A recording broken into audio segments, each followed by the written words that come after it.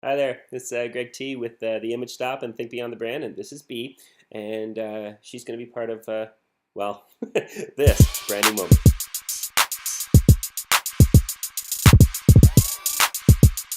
Okay, so we thought we'd do a little bit of a different, more casual branding moment today. Honestly, it's been a great day. We had, three great meetings with some clients and with some other fellow business owners, and did a presentation today. And we had it. We did a Facebook Live of the presentation, and I thought I would bring that into our branding moment.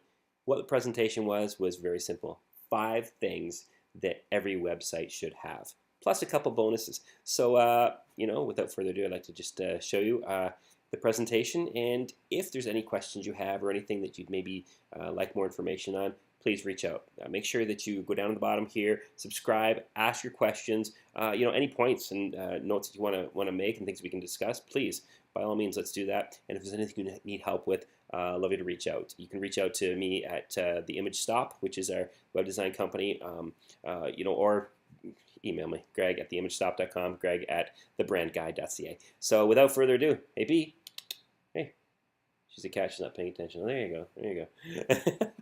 Without further ado, here's a presentation. Enjoy. So I'll just read this little bio for Greg. Greg T is the BNI Alberta South Regional Communications Director Consultant. Holy crap. Right? Could they have short form that? Okay. The BNI National Communications Lead and is the proud owner of his web development company, The Image Stop. Greg has been in business with the web design company for almost 24 years, has been a member of BNI for over 6, and a member of BNI Southern Alberta, BNI Alberta South regional team for over 3 years. Greg's passion and the key behind his company's success is focusing on helping others achieve their goals and developing successful working relationships with his clients long term. He does this by doing great work. So here's Greg. Okay, thank you. Now this presentation is all some very specific to 5 things every website needs. As much as there are many different things that websites do require, here's 5 special things that we should be paying attention to, because this is ultimately going to help with our sales. We have websites to advertise our business, to go over what it is that we do and have to offer people. And you know what? Part of my job is to make sure that people do well and succeed well within their business or organization. And here are the 5 things that every website needs. And if we have some time, we've got 2 bonuses too.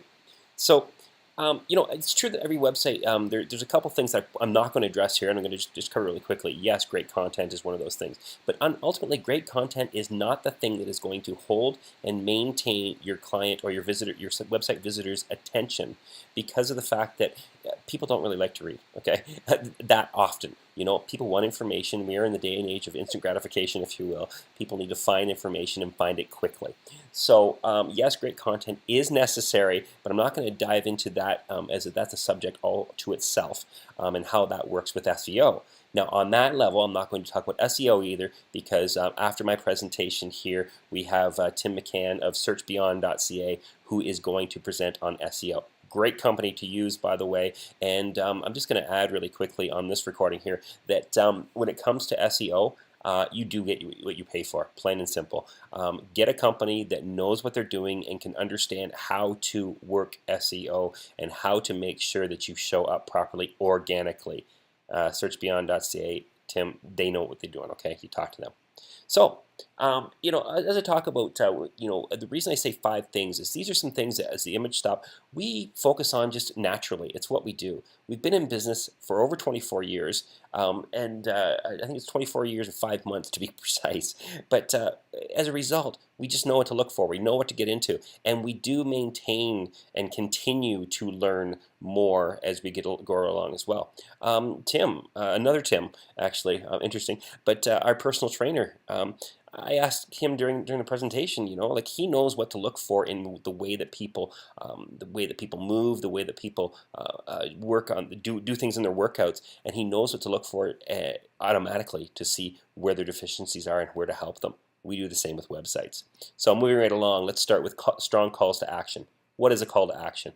Well, people need, I should say, not companies, but people who visit websites, they're going for, basically three different reasons. They're going to get information, basic information. They're going to get detailed information because they're maybe researching things in depth, or they're simply going to contact you and want to find out what to do and how to get a hold of you. Well, ultimately, part of the sales process is to give them a strong call to action. Now, call to action is saying to them, this is what you do next. That can come in many different forms, whether it be call now button, free trial, buy now, add to cart. Those things are really important because then it tells the viewer this is what your next step is. One of my best or favorite stories that I have is a former client who 3 weeks after we had 3 weeks after we launched their website, they got a hold of me to say everybody is using our contact form. This is amazing. Wow. And I said, well, that's good, right? That's what you wanted to. And they said, yes. Now, how did that work? After every section of content on their website, we had a call to action that said the next steps are contact us.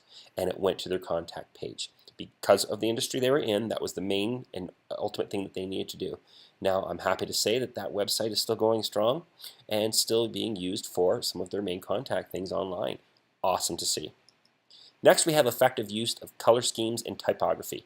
Now, those who know me know that green is my company color. I wear green. I've got a green stripe on my truck. My pens are green. My phone has a green case. It is a way that I make sure that people recognize and think of my company and myself when they see that color. That's awesome. Now, ultimately, though, when we're talking on website design, let's be real. I'm huge. I'm a branding specialist, so focusing on branding and how things work is a very key part of what I do, and that goes for my company as well. Color schemes on websites. Let's look at it. A proper, a proper company brand or proper branding is going to involve up to around five colors within its color palette. You'll have your main or primary colors of your logo and your brand. You'll have your secondary colors, and then you have your tertiary ones. So you've got 3 levels of colors. Now, all of these can be used and should be used properly to point people in the right directions on your website and to give a nice visual appeal. That is some of the things that we take into consideration and should be taken into consideration when you're building your website. It's not just a matter of matching your colors, okay? It is also about how the color palette is used to evoke emotion and evoke an action for the people who are visiting your website. Let's talk about typography. When you're on a website, you want to have something that can be viewed easily. Okay, people want, as I said, there are 3 different ways people go in. If it's to get information really quickly, to get detailed information, or to learn how to contact you, or find out what it is they need to do next. If you are presenting something that is harder for them to read using specialized fonts, or even that, or serif fonts. Now, some people may not know what a serif is. Serif is basically that fancy little, sticker or little kind of squiggle things on the top and bottoms of your letters and things like that. You know what? Let's show you an example. Here's a sans serif font. No serifs on these. Okay, Arial, Helvetica, to the standards. These are fonts that are much easier to read on a website. Okay, that's why you will see many sans serif websites such as this. Now, custom fonts, or more decorative fonts, if you will, can be used sparingly depending on how it's being done. But for some of your main content, sans serif fonts are the easiest to read. Less interference, I guess, when it comes to the eye, so people are drawn to it faster. Serif fonts, on the other hand, such as this here, these are ones that are a little bit harder to read. It's a little more formal. Now, I'm not saying don't use these things in your marketing overall. When it comes to a website, you want people to be able to get on there and see what it is you want to show them and what you want them to read and understand as quick as possible. And font usage is a big way of making sure you're doing it properly. HTTPS compliance. HTTPS basically, you know what, the best way is to show you. Now, if you go to a website on Google using Google Chrome, you will, and if it hasn't actually got an SSL certificate, it stands for Secure Socket Layer. You know what? That's not relevant and something you need to know necessarily. If you are simply a company looking for a website and want to know why you need these things. If you're a developer, you better know what it means. Why? SSL. That's a certificate that is placed on your website or within your website, and it uses That's the best way to explain this. This is how, when information is shared from your viewer through your website to you, that information is transported using an encryption code. Therefore, it cannot be intercepted by anybody else on the way through. And if they do intercept it, they can't read it because it's encrypted. The encryption code, or the encryption key, which is the SSL certificate, then it translates that information as it's sent through to the end user, which is yourself, being the one who has the website. That's the simplest way of looking at it. Now, it used to be that only online stores had that because you wanted credit card information and stuff. You wanted that encrypted so people couldn't intercept that and use those credit cards fraudulently. Well, now, in the day and age of people having identity theft being an issue, any information shared across forms, names, email addresses, phone numbers, is something that needs to be encrypted so it's not hijacked and stolen, if you will. Now, Google Chrome, it now uses or has it's set up so that if you go to a site that doesn't have an SSL certificate installed, it will show as not secure. Now, the stats aren't in yet, but the truth is, this is getting to, well, people will see this, and they don't want to go to these sites. So you're losing clients. You're losing the potential of people staying on your site if this security isn't in place. Okay. Our site, as an example there, it has the HTTPS there. You'll see the little lock symbol. That says that this is a safe site. That's what people want to see. That's what makes them comfortable with then using your site and interacting with you. Incidentally, as a quick side note, any of the hosting that we provide our clients, we offer complimentary SSL certificates while they host with us. No extra cost. It is part of what we offer because we realize how important that is for any business or organization. Powerful imagery and video. Going right to it. These are images that we use within our branding and within our website. Now, video is the way to go. People, not just the way to go, it's the way it is now. Let's face it, people want to be entertained. They want to have some excitement in what they see. And they want to see, they don't want to read everything that is written, everything that's plastered across your site. If you were to go to a website and you see all text, are you going to spend the time reading through this website? Are you going to spend the time reading all the different things that they have to say? Or if you go to a similar website and they have video that talks to you in an entertaining way, delivers the message. Or if you see some simple, basic, boring images, truth is, you're not going to necessarily be that intrigued. An image should tell the story. As you see the image here on the right, that's one we have on our website, on the imagestop.com website. And that image right there, it tells them we offer more, we do more. All that in one picture. Quick load times. Something that needs to be addressed but needs to be talked about real. First of all, you want faster load times? You're going to probably have to have more expensive hosting. The more expensive your hosting is, the more dedicated that hosting or that space is to you and your website. Shared hosting is used all over the internet. We offer it through our hosting packages as well. It is the less expensive alternatives to things. Why is that? Because more people or more companies and websites share the same space. Therefore, things will load slower because there's a lot of people using the same resources. You want to pay more? Or do you want to have it go faster just through your website hosting? Not a problem, but you're going to be involved with less people that share that same space and same resources. Therefore, let's face it, it's going to cost more because it's more concentrated to you. Now, other things that we need to pay attention to when it comes to making sure quick loading times. Okay, two things mainly, and we take care of this with our clients. One, images and image sizing. We know how to reduce the sizing of images so we get the optimal line between quality and quick loads. Anything over 1 megabyte in size, for instance, should not be in a website. Plain and simple. If it is, your web developer is not doing their job. Another thing is the more plugins, the more bells and whistles that involve special scripts or scripts within your hosting or within your website so that it does some of the things that you need. They take time to load one by one by one on your website. Well, the system that we use uses a minimal number of scripts so that you have less loading times of script upon script. We minify the scripts. They combine together to form one faster load. Now, in today's day and age, there are lots of things that websites do and are desired.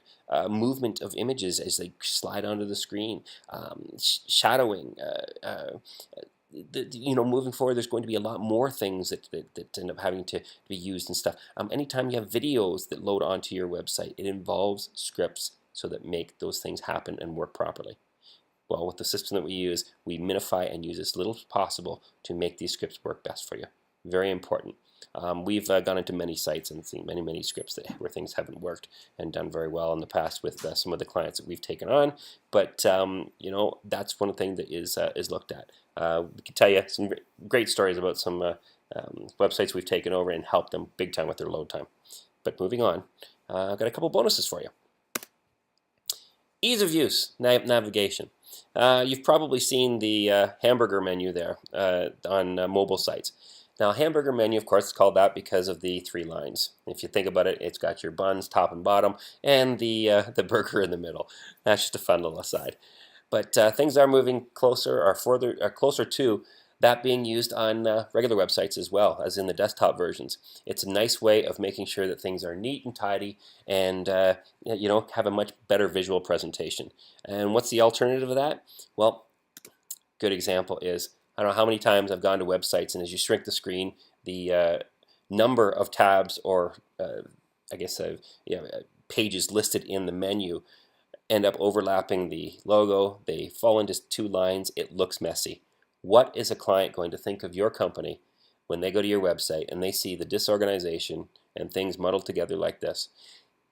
Plain and simple, they're going to look at you and look at the potential of your company being just as disorganized and not maybe doing their job correctly or well, and they'll move on to the next. So we focus on making sure that things are easy to use and comfortable and have nice visual. And lastly, moving forward, site compliance. It is true that in Ontario in 2021, the laws concerning accessibility for websites goes into effect.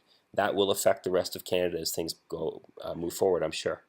Accessibility means that anybody with any physical, visual disabilities that inhibit them from, let's say, using a mouse. Color, there's a good one, to have color blindness to one extent or another. Well, websites that don't work or don't comply to them having the same access as anybody that does not have those disabilities, that is going to be an issue, and that's something that the law is going to start taking some serious looks at. So if they can't use a mouse, how can they go through the sites with just using the arrow keys? If they can't see something because your contrast isn't done well from the colors that you've used, these are things that have to be taken into account.